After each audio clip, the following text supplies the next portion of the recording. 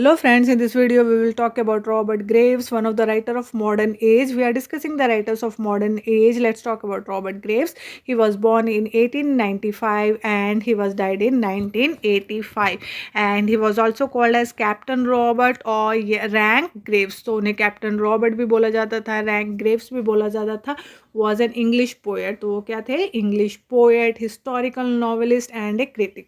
तो historical novelist भी थे और critic भी थे. He was interested in classical Latin, ancient Greek text. तो किस में इंटरेस्ट था उनको? क्लासिकल लैटिन में, एंशियंट ग्रीक टेक्स्ट में. And he also worked on the interpretation of Greek myth. तो उन्होंने ग्रीक मिथ के ऊपर भी काम किया था. He served as a British officer during the world war one. तो वो भी एक वॉर पोएट थे. उन्होंने भी वॉर के ऊपर पोएम्स लिखे थे और वो ब्रिटिश ऑफिसर थे during world war one. He was deeply troubled by what he experience in the war. तो उन्हें भी काफ़ी आघात पहुंचा था जो उन्होंने वहाँ की हॉरिफाइड जो सिचुएशंस होती है वो उनको फेस करने के बाद में काफ़ी ज़्यादा गंभीर तरीके से वो घायल भी हो गए थे. तो मेंटली भी उनको प्रॉब्लम हो गई थी. तो ये चीज़ें उनकी लाइफ में हुई थी. And Robert Grave is one of the Georgian poets. तो जॉर्जियन पोएट कौन होते हैं? जो किंग जॉर्ज फिफ्थ के टाइम पे थे, वर्ल्ड वॉर वन के टाइम पे. तो उन्हें जॉर्जियन पोएट्स भी कहा जाता था. ये एक मूवमेंट थी. हम इसके बारे में भी बाद में बात करेंगे. तो इनके वर्क्स की तरफ चलते हैं. The first work is good bye to all that. Good bye to all that. And it was published in 1929 में पब्लिश हुआ. कब हुआ? 1929. And it is an autobiography of Robert Grave. ये रॉबर्ट ग्रेव्स की ऑटोबायोग्राफी है. And autobiography उनके बारे में, उनके जीवन के बारे में है. And he talked about his war time experience. तो क्या है जिसमें उन्होंने अपनी ऑटोबायोग्राफी लिखी है उसमें उन्होंने अपने वॉर टाइम एक्सपीरियंस के बारे में भी लिखा है, अपने चाइल्डहुड के बारे में भी लिखा है. तो war time experience in France उस टाइम के उन्होंने इसमें लिखा है. तो good bye to all that इसमें. The next is I Claudius and it was published in 1934 में पब्लिश हुआ था. This is a novel in the form of autobiography. तो ये भी इनकी एक नॉवल है लेकिन it is in the form of autobiography of a Roman emperor. किसकी ऑटोबायोग्राफी है? Roman emperor whose name is Claudius. जिसका नाम क्या है? क्लॉडियस है. उसने अपनी ऑटोबायोग्राफी जिसे लिखी है. And it is a historical novel. तो क्लॉडियस क्या है? Roman emperor. वो बहुत पहले एक किंग थे, वहाँ के एम्परर थे. तो इसीलिए इसे हिस्टोरिकल नॉवल की श्रेणी में डाला जाएगा. And this person Claudius was emperor when Julius Caesar was ruling. तो कब ये थे एम्परर वहाँ के? जब जूलियस सीजर वहाँ पे रूल करते थे. And there is a sequel for I Claudius. तो सीक्वल भी बना है आई क्लॉडियस का जिसका नाम है which is called as Claudius the god. क्या बोला जाता है? Claudius the god. ये जो भी पॉइंट्स होते हैं बच्चों सारे इंपॉर्टेंट है.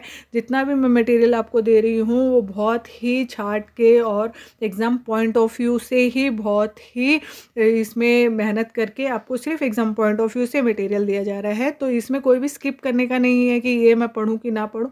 सब कुछ पढ़ना है. इतना बिल्कुल आपको एक बोलते हैं ना क्रिस्प वाली नोट्स दी जा रही है तो वो तो आपको करना ही है. And I Claudius is included in the 100 best books of modern library. तो मॉडर्न लाइब्रेरी में जो 100 बेस्ट बुक्स की कैटेगरी है उसमें भी आई क्लॉडियस को रखा गया है. And it also talks about Julius Caesar assassination. तो ये किसके बारे में बात कर रहा है इसमें? आई क्लॉडियस में. इसमें इन्होंने जूलियस सीजर के एसिसिनेशन के बारे में बात की है. एसिसिनेशन मतलब उनकी जो हत्या हुई थी ना उसके बारे में इन्होंने बात करी है. तो नेक्स्ट बात करते हैं हम नेक्स्ट राइटिंग की. The white goddess. Next writing क्या है? The white goddess. And it was published इन 1948 में पब्लिश हुई थी. सब टाइटल है इसका a historical grammar of poetic myth. A historical grammar of poetic myth. And it is a study of mythology. Mythology मतलब पौराणिक जो कथा होती है उनके बारे में इसमें है. It is a study of mythology. पौराणिक कथा कि ऐसे थे वैसे थे तो उनके बारे में. And it is talking about the language of poetic myth. तो जो पोएटिक मिथ जो धारणाएं हैं उनके बारे में भी ये उसकी लैंग्वेज के बारे में भी बात कर रहे हैं. And how poetic myth can be used in the work. और कैसे जो पोएटिक मिथ थे उसमें वर्क्स में उन्होंने उन्होंने डाले थे कि हाँ उसके साथ ये रहता था, उसके साथ वो ऐसे परी उतरी, ये उतरा, वो जो भी मतलब होता था, एक मिथ होते थे, उनको पोएटिक फॉर्म में डाला गया। And how they will be studied, और कैसे उन्हें पढ़ा जाना चाहिए उसके बारे में है। And it also regarded as a work of literary criticism. तो इसमें जो लिटरेरी क्रिटिसिज्म की भी बात इन्होंने करी है। ये वर्क जो है किस में डाला गया है, लिटरेरी क्रिटिसिज्म, मतलब साहित्यिक आलोचना करी जा रही है। It is a work of literary criticism talking about the study of mythology, जो पौराणिक कथा के बारे में बात कर रहा है, साहित्यिक आलोचना जिसके बारे में हो रही थी। It is a work of literary criticism talking about the mythology, study of mythology. तो ये इनके 3 इम्पॉर्टेंट वर्क्स हैं। रॉबर्ट ग्रेव्स के पोएम्स देख लेते हैं, जो उन्होंने वॉर पोएम्स लिखे हैं, तो हमें पता होना चाहिए ताकि एग्जाम पॉइंट ऑफ व्यू से कोई भी चीज़ हम मिस ना करें। तो इनके जो मेन पोएम्स हैं वो हमने डाले हैं इसमें। Over the Brazier is one of the poem, it was published इन 1960। ये वॉल्यूम में है, 2 वॉल्यूम्स है ये, तो वो इम्पॉर्टेंट वॉर पोएम वॉल्यूम्स है, तो आपको याद रखना है over the brazier. And the next is Fairies and Fusiliers, Fairies and Fusiliers, and it was published in 1970। कब पब्लिश हुई थी, 1917 में पब्लिश हुई थी। द कूल वेब, बहुत फेमस राइटिंग है, बहुत फेमस पोएम है इनका, रॉबर्ट ग्रेव्स का। The next is a book in church, a book in church. The next is a frosty night, A frosty night. And ये बहुत इंपॉर्टेंट वर्क्स है, poems है वॉर के ऊपर जो इन्होंने लिखे थे, तो आपको ये याद रखने हैं। और मेरे वीडियोस आपको अच्छे लगे तो प्लीज़ चैनल को जल्दी से जल्दी सब्सक्राइब कर लीजिए। जब भी आप वीडियोस देखें तो लाइक ज़रूर करें, एक हौसला मिलता है, मोटिवेशन मिलता है कि हाँ बच्चों को अच्छा लग रहा है, पसंद आ रहा है, तो और अच्छा बेहतरीन बच्चों के लिए करना है।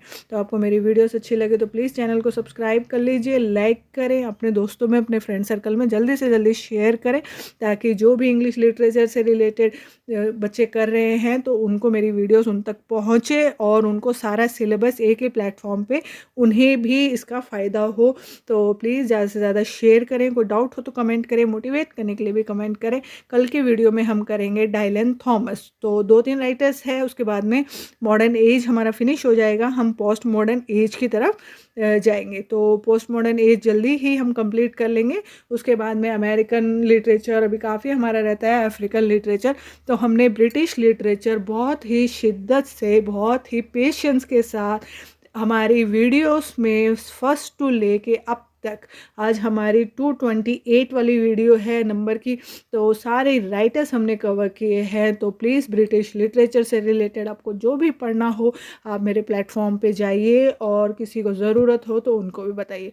Thank you for watching. और इसके बाद में स्लाइड्स अपलोड होती है, तो एक एक स्लाइड को पॉज करके ज़रूर पढ़िएगा, क्योंकि एक बार आपने सुन लिया, एक बार आप पढ़ लोगे तो आपके कॉन्शियस माइंड में वो हमेशा के लिए फिट हो जाएगा। Thank you for watching and have a great day.